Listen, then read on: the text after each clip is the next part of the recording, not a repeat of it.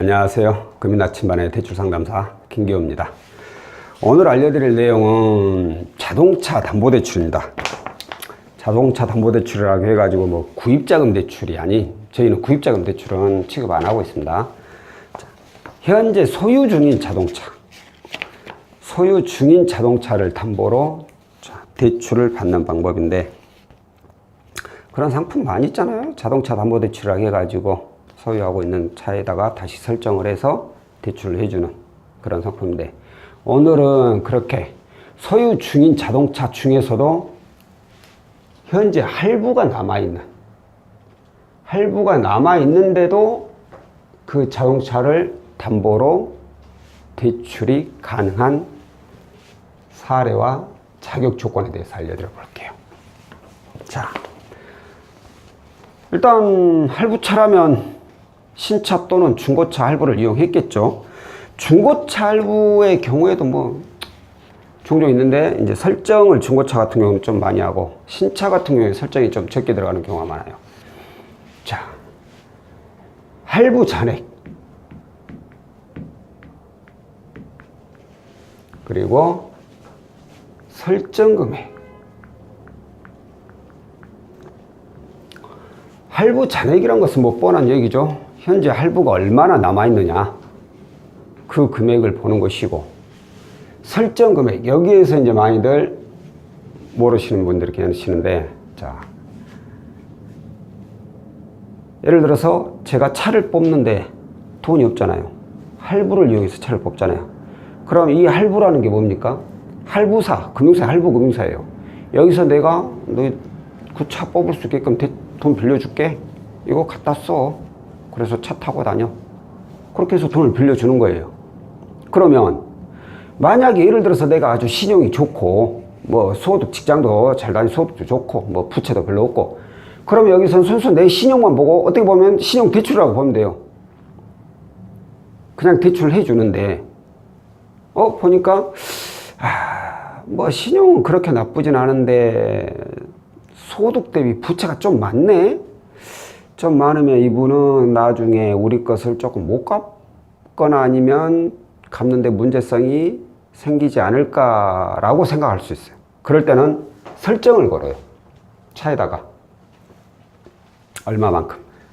이 비율은 이제 천지 차이죠. 신용도 안 좋고 소득도 없고 부채도 많고, 그러면 할부 금액에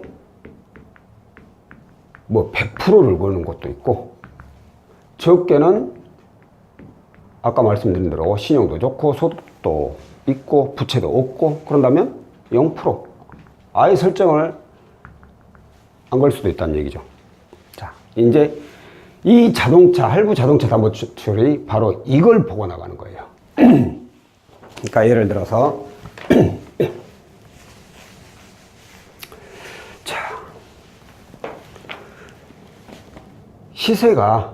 차량 시세가, 중고 시세가 현재 3천만 원 차예요. 예를 들어서. 근데 할부 잔액을 보니까 현재 2,500만 원이 남아있어. 아직도. 어떻게 보면 3천만 원 뭐 이상을 받았을지 어쨌지, 잔액이 2,500이 남아있어. 그러면은 할부 잔액 2,000이 남아있고 시세가 3,000이라면 500만 원이라는 대출이 나올 수 있다는 뜻이잖아요. 그죠? 잔액보다 시세가 더 높으니까. 그런데 설정 금액을 보니까 빵원이요. 이분이 아주 신용 좋고 소득도 막 있고 부채도 없는 상황에서 차를 뽑아서 설정을 아예 안 한 거죠. 할부사에서. 그럼 이분의 경우에는 얼마까지 되느냐? 할부가 2,500이 남아있으니까 500만 된다? 그게 아니에요. 이 자동차 담보대출은 할부 잔액을 안 봅니다. 그럼 얼마까지 가능하겠느냐? 시세가 3천이니까 3천까지 가능할 수 있어요. 예를 들어서 할부 잔액이 500만 원 남았어. 시세는 똑같이 3천만 원이에요. 시세가 3천인데 500만 원밖에 안 남았으니까 2,500까지 받을 수 있죠. 그런데 설정 금액을 보니까 3천만 원이에요. 그럼 얼마까지 될까요? 제가 이건 안 본다겠죠. 이건 안 봐. 그러면 설정 금액이 3천이 돼 있으니까 이분은 0원 안 나와 버려요. 이해하시죠? 이해되시죠? 자, 이런 경우에 그럼 어떻게 해야 되느냐? 방법 없죠. 이것까지 대환을 해버려야죠. 3천만 원을 받기 위해서 이 할부 잔액을 다 대환을 쳐버리는 거죠. 이쪽 금융사로 옮겨버리는 거죠. 그러면 500 빠지고 2,500까지는 본인이 이용할 수가 있다는 뜻이죠. 이렇게 설정 금액을 보고 대출이 나가는 상품입니다. 그러니까 설정 금액을 이거 어디서 써봐요? 어떻게 봐요? 하는데 자동차 가불부 떼보면 다 나옵니다. 그런데 그런 것까지 본인들께서 귀찮으니까 떼지 마시고 저희한테 차량 번호하고 그리고 소유자분 성함만 알려주시면 설정이 얼마나 돼 있고 대략 이 차로 인해서 대출이 얼마까지 가능할 수 있다 라고 조회를 하지 않은 상황에서 알 수가 있어요. 차만 확인하는 거죠. 차량 조회만 해보는 거죠. 그래서 설정 금액, 남은 할부 잔액이 얼마인지 그런 것만 체크해보고 대략 어느 정도 되겠다 싶은데 요즘은 이 금융사에서 이 자동차 담보대출 상품을 좀 많이 푸는 건지 어쩐 건지 그것까지는 모르는데 시세보다 더 많이 나오는 경우도 종종 있어요. 특히나 이렇게 대안을 하게 되는 경우에는 시세만큼 아니 그 대안 자금보다 더 많이 해주고 당연히 시세보다 더 나올 수도 있고 그리고 차량 담보 플러스 신용대출 상품이 있어요. 그 경우에는 차량 시세가 예를 들어서 2천이야. 설정도 하나도 없고 그럼 2천만 원까지 차량 대출이 가능할 거 아닙니까? 근데 이분이 신용도도 나쁘지도 않고 직장도 다니고 부채도 그렇게 많지가 않아. 그러면 신용대출 뭐 한 1, 2천만 원 플러스 해가지고 차량 시세는 2천인데 대출은 3천만 원, 4천만 원 이렇게 나와버려요. 그런 경우가 종종 있습니다. 그러니까 그런 경우는 이제 고객님 상황이 어떤 상황이냐에 따라서 가능할 수도 있고 아닐 수도 있죠. 자, 오늘 안내해 드릴 분의 내용을 보면 이분은 현재 종교계에 몸을 담고 있습니다. 일반적으로 신용대출은 종교계에 몸을 담고 있는 분들한테는 신용대출이 안 됩니다. 그러니까 소득증빙이 된다고 하더라도 잘 안 해줘요. 금융사에서 좀 차관 종교 단체의 경우에는 약간 금융사가 꺼리는 게 있어요. 쉽게 건들기 어려운가 봐요. 자, 이분께서 소유하고 있는 차는 외제차입니다. 외제차고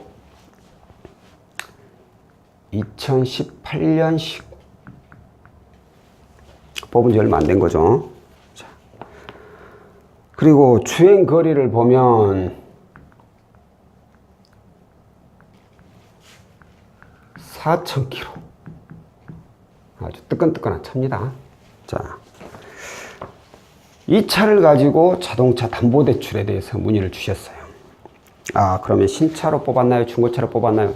신차로 뽑았대요. 그럼 신차 할부 이용하셨나요? 신차 할부 지금 얼마나 잔액이 남아있어요? 라고 물어보니까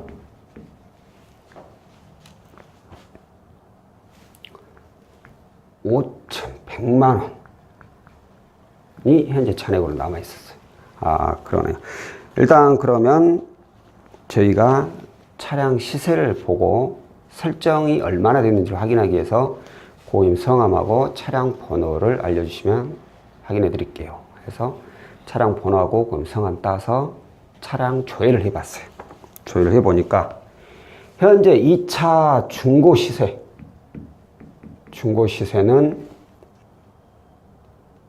4,300만 원. 자, 그러면 이제 중요한 설정 금액이 있죠. 설정 금액.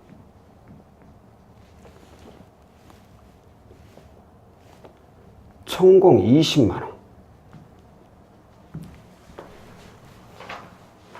자, 이분이 현재 신차할부 5,100이 남아있어요.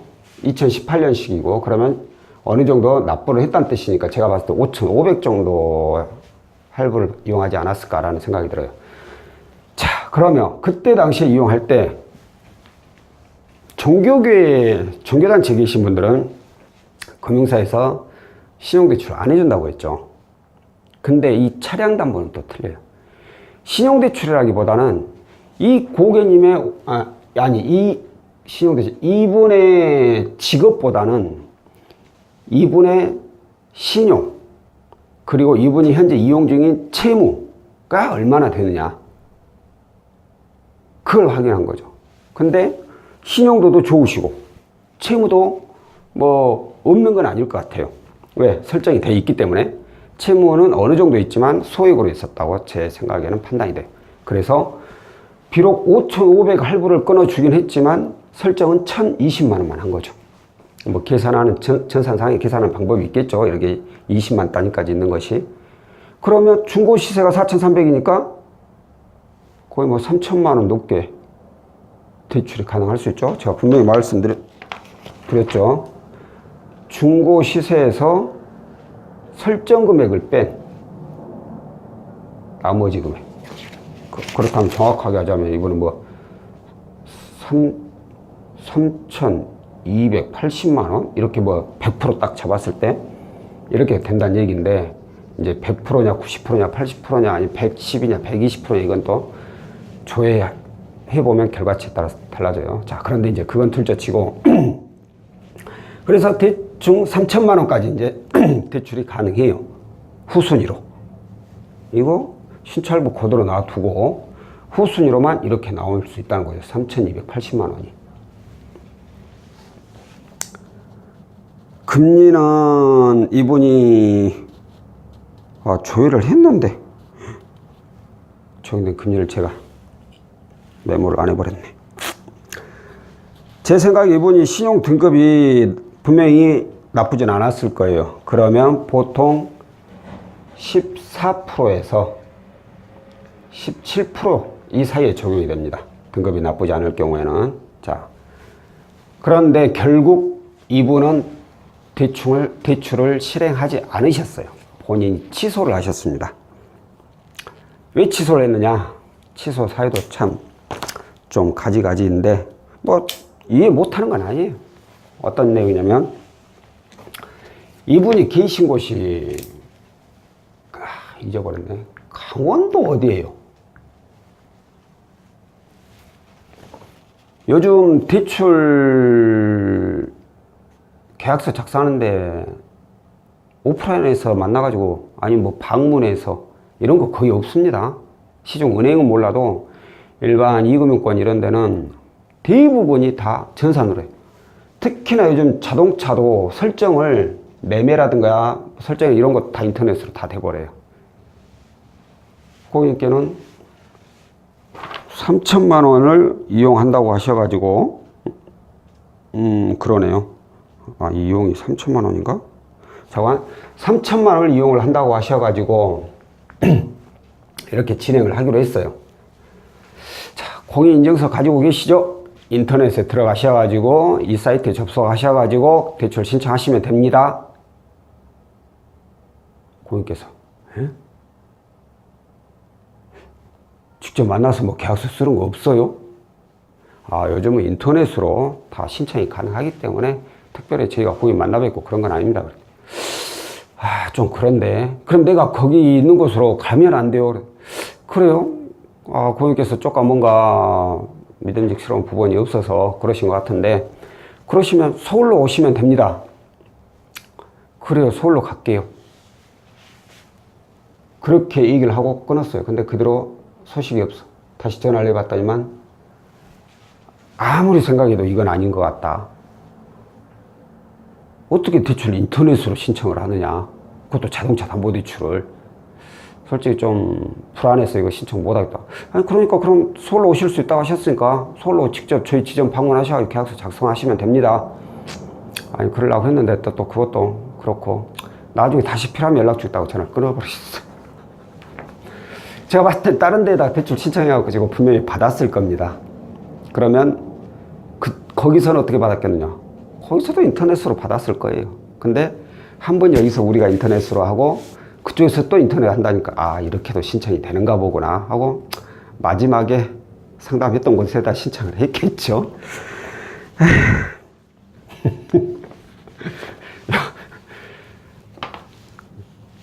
방문을 해달라고 하면 와 요즘 세상에 무슨 방문이냐고 그냥 인터넷에서 안 되냐고 그러신 분들이 대부분인데 어떻게 보면 이분이 순수하신 거죠. 순수하고 또한 대출을 많이 이용을 안 하신 분일 수 있죠.